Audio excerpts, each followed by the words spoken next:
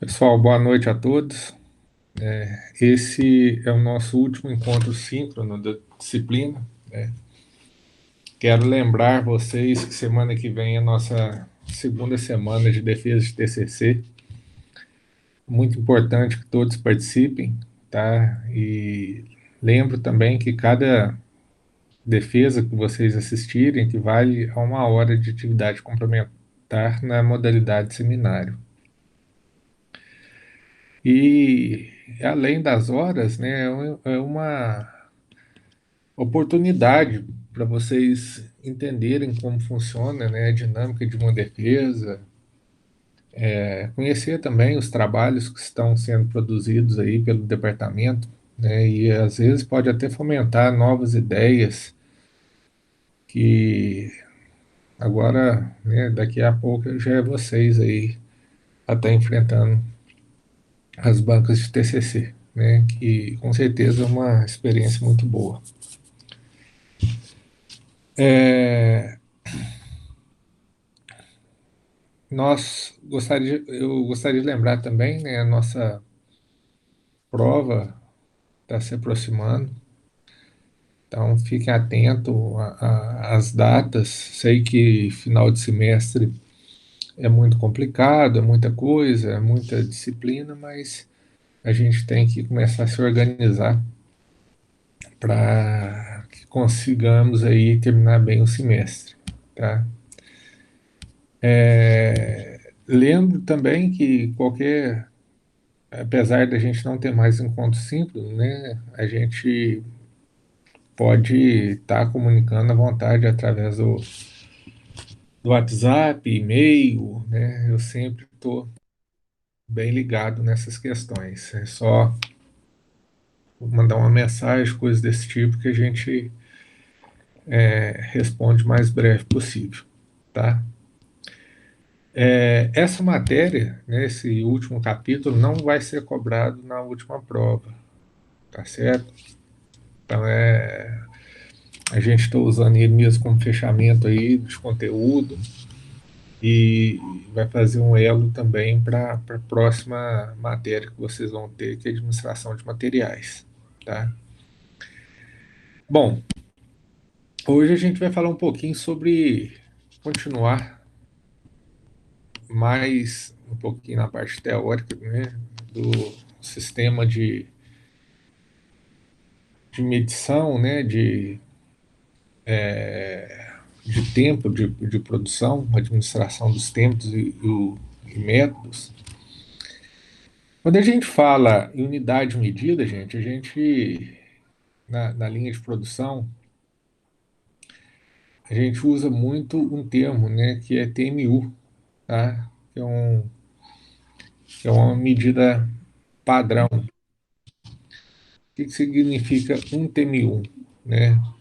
Um TMU equivale a 0,0006 minutos, né? Ou 0,00001 hora, tá? É uma medida bem pequena, justamente que às vezes a gente faz, né, movimentos muito rápidos, então a gente tem que ter medidas bem compactas, né, bem pequenas. Dentro de um processo de produção, né, através de várias observações, tal, quando a gente vai fazer medição de atividades manuais, geralmente nós temos 5 movimentos que dariam para ser trabalhados em cima desse TMU, né? Que seria o movimento de alcançar, pegar, mover, juntar e soltar, né? São esses 5 movimentos. E a gente tem que saber, né, identificá-los bem. Por quê? Porque existem graus também de dificuldade nesses movimentos. Alcançar, por exemplo, né? A gente geralmente faz alcançar quando a gente está com a mão vazia, né? Ou vai buscar alguma coisa.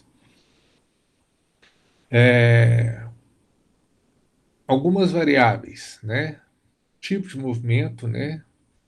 Distância em milímetros, centímetros, porque isso aí também impacta no tempo desse movimento. Por exemplo, existe movimento que o grau de controle ele não precisa nem de atenção, né? A gente vai fazendo ele de uma forma automática.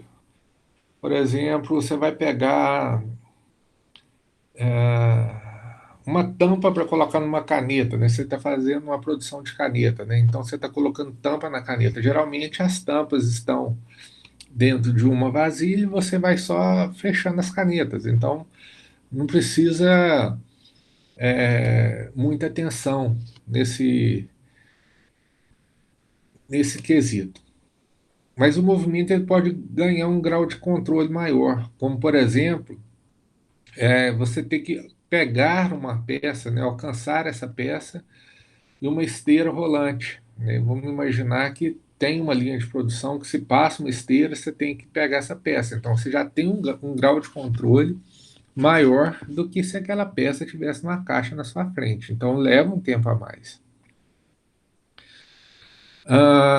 Existe alguns movimentos que precisam de um controle ainda maior. Por exemplo, essa tampa de caneta. Vamos imaginar que existe numa caixa a tampa preta, vermelha, azul, e você ter que observar a cor da caneta e pegar a tampa certa naquela caixa, vai exigir um grau de controle ainda maior, né? Que você vai alcançar essa peça, mas levando em consideração alguns fatores, né? Mesma coisa acontece, né, quando a peça é muito pequena ou você tem que alcançar um determinado ponto com muita precisão. Então, quando a gente vai fazer a medição do alcançar, por exemplo, a gente tem que levar em consideração o grau também, porque isso vai impactar no tempo da ação para a execução daquele trabalho, tá? Quando a gente fala pegar, tá? É o movimento da mão, de dedo, para ter o controle em cima da peça, né? Primeiro, por exemplo, né? Ó, cadê esse movimento de alcançar, tá? O movimento de pegar é o próximo, né? E aí, nós também temos algumas variáveis, tá? Ou seja, disposição ou posição da peça, né? Como que essa peça vai estar? Se ela está se ela estiver misturada com outras peças, a literatura indica aí um tempo até 5 vezes maior do que se ela tivesse isolada. Então, esse grau de controle de movimento é muito importante para determinar também o tempo de pegar, tá?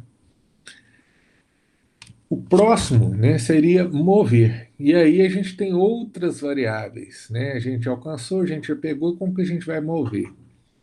Aí a gente tem variáveis que estão atreladas, né, à extensão de movimento, como que você vai fazer o movimento, o esforço físico para esse movimento, tá?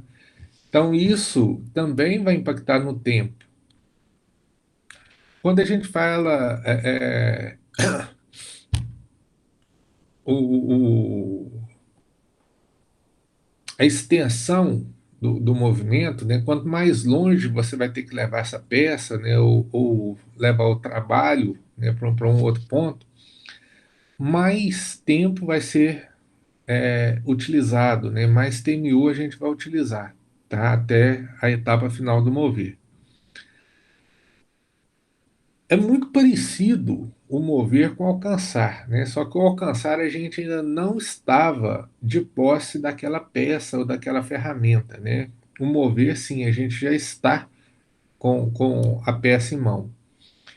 E aí, existe também aqueles aqueles graus que vão aumentando, né? Se precisa de uma tensão maior, se não precisa.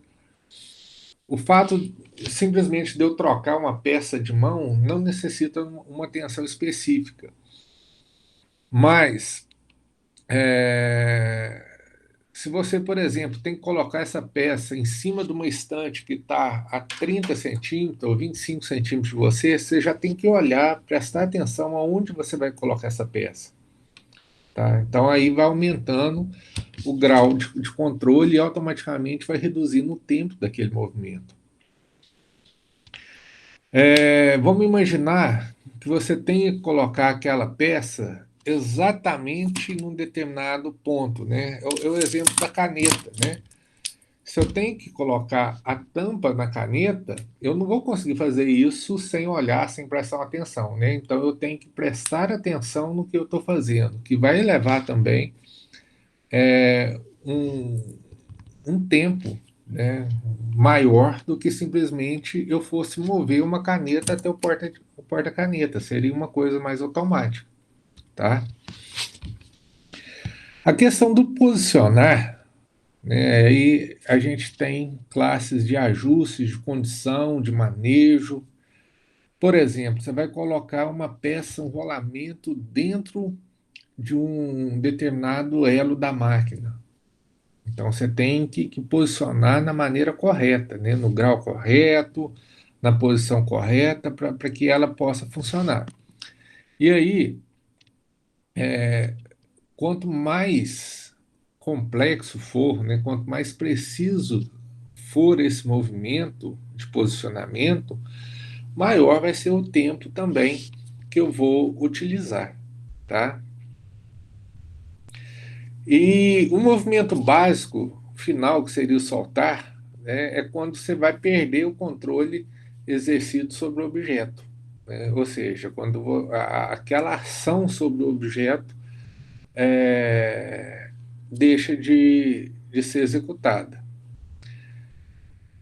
Segundo a literatura, pessoal, esse último item, o soltar, ele só pode acontecer quando a gente perde o controle ou deixa de ter o controle manual daquela peça. Se você tem uma pinça, por exemplo, que está segurando uma outra peça, não soltar, né? Seria mover. Por quê? Você ainda está é, é, é, de posse da pinça, então você está só movimentando a pinça. Então, a questão de soltar é quando você perde totalmente o domínio sobre aquela ferramenta, aquela peça, tá? E aí, gente, nós passamos dentro desse, desse contexto todo de medição de tempo, de movimento, nessa contextualização toda, para o novo estágio. Né? Esse estágio a gente vai, lógico, vai ver em outras disciplinas mais aprofundado, mas a gente chama aqui a atenção porque existe sempre uma maneira de pensar quando a gente está trabalhando a produção, né? A questão de causa e efeito, a questão de oposição, de proximidade, similaridade. Então, essas são algumas questões que a gente vai trabalhar muito.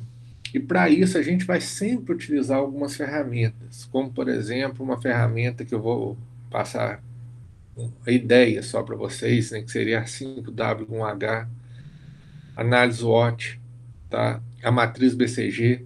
Então, são várias ferramentas de melhoria do processo produtivo que, que é muito interessante, né, a gente ter a noção desses conceitos, porque são conceitos que a gente vai utilizar muito em outras disciplinas, como planejamento estratégico, materiais, tal, né, a gente começar a entender esses conceitos. Né? Lógico que eu não vou passar todos eles agora, né, que isso aí, como eu disse, faz parte de outras disciplinas também, como gestão da qualidade. Por exemplo, um plano de ação 5W1H, ele traz 5 Ws, que significa what, why, who, when e where. Né? Ou seja, o que, por quê, quem, quando, onde e como. Vamos imaginar lá um processo de fazer um café, tá? O que, né? O what. né? Seria o café. Qual que é a razão, né? O porquê disso? Lanche dos funcionários. Quem que é a pessoa encarregada naquela ação, tá? Quando vai ser feita essa ação? Onde ela vai ser executada e como? Então, esse plano de ação 5W1H, eu dei um exemplo bem simples aqui, mas se a gente utilizar isso em todos os processos de produção, a gente vai ter uma padronização muito importante do processo produtivo. Vou chamar a atenção, eu gosto de fazer alguns links, vendo algumas reportagens aí sobre a troca do ministro da Saúde e tal. Principalmente aqui, eu não lembro o nome dela, mas a médica que foi indicada, mas não aceitou, ela falava muito em protocolos. Por exemplo, se tem vários pacientes com o mesmo caso clínico, por que não criar um protocolo? Seria mais ou menos isso aqui, tá? Por exemplo, né? O que, né? Cuidar daquela saúde, né? Qual que é a razão? Ou seja, criar padrões de momento de fazer intubação, de qual medicamento que vai ser utilizado, como que vai evoluir aquele caso. Ou seja, na, na administração, também assim, na produção, se a gente cria protocolos, isso é muito importante porque não fica dependendo só de uma pessoa para a execução de determinadas tarefas. A gente não vai contar com aquele funcionário de forma ininterrupta. Ele vai tirar férias, ele pode ficar doente, ele vai faltar de serviço algum dia, e aí a produção para. Então, por isso a importância desses planos de ações, né? De a gente determinar de como será feito, né? Quais são os objetivos, criar os fluxogramas, os organogramas das questões. Isso é muito importante aí para a boa execução dessas atividades, tá? Oh, parei a gravação, a apresentação sem querer. Só voltar aqui só um minutinho. E para isso, gente, existe como eu estava falando agora mesmo, né, quando a gente está falando de fluxogramas, existe uma simbologia, né, que vocês têm que começar a entender, né, dentro de um processo de produção, quando a gente faz, por exemplo, um fluxograma de uma operação. Né? Por exemplo, o círculo, né, é um processo de operação, o D, né, seria, na realidade não é o D, né, esse símbolo aqui seria um processo de demora, quadrado de inspeção, a setinha indica o transporte e para onde está sendo transportado, tá? E aí a gente ainda pode ter atividades combinadas, como, por exemplo, operação e transporte, operação e inspeção. E sempre que nós tivermos o símbolo de triângulo, né, a gente está falando que aquele item está sendo armazenado. Quando a gente fala de serviço, a gente tem esses símbolos também, tá? Muda um pouquinho, né? A inspeção vai ser um círculo meio oval, né? O documento vai ser duas pastinhas, né? Vamos colocar assim, o processo decisório, né? Vai ter o símbolo que era de armazenamento na produção, ele passa a ser o término do processo, tá? Banco de dados, quando a gente vai fazer algum armazenamento nele, vai ter esse símbolo aqui de um círculo em 3D, vamos colocar assim, né? Ou seja, um cilindro, né, para ficar melhor. Ou seja, esses símbolos, quando a gente vai fazer um fluxograma, quando a gente vai trabalhar uma matriz 5W1H, ela deve ser utilizada sempre, tá? Essa simbologia deve ser uma simbologia padrão, ok? E aí, além disso, a gente tem que aliar todo esse controle de tempo, de movimento, com alguns princípios de ergonomia, tá? Que isso é muito importante, né? Porque quando a gente trabalha num ambiente ergonômico, a gente tem uma ampliação da possibilidade do uso do corpo humano, tá? A gente melhora a condição de trabalho, através de iluminação melhor, de postura, coisas desse tipo. As ferramentas também, né, elas têm que ser adequadas, né, que não vai causar dano à saúde do trabalhador, tal. Ou seja, além da gente cobrar o tempo e movimento, né, como gestores, como supervisores de produção, coisas desse tipo, a gente tem que prezar também pela ergonomia, né? Ou seja, a gente trabalhar a questão do bem-estar do trabalhador, né? Isso aí é extremamente importante para que ações positivas possam acontecer dentro do nosso ambiente de trabalho.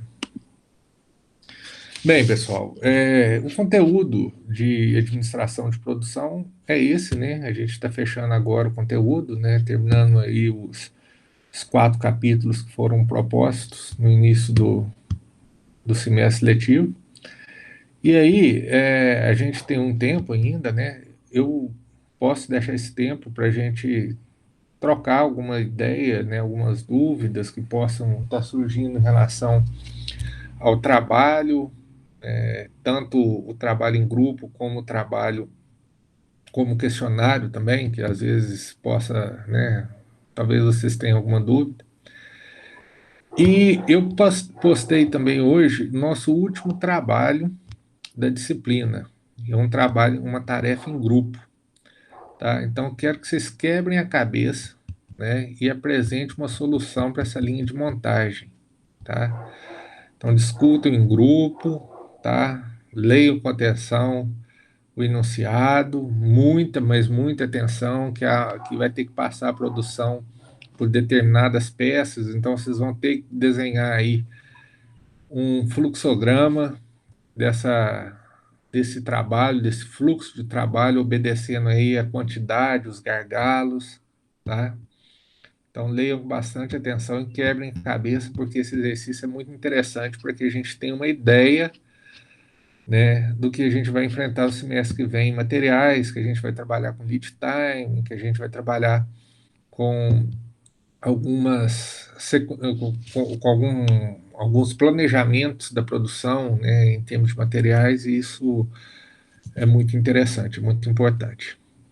Então, eu abro agora a palavra para vocês, né, para que a gente possa tirar alguma dúvida. Então, eu vou até parar a gravação e aí a gente continua esse bate-papo.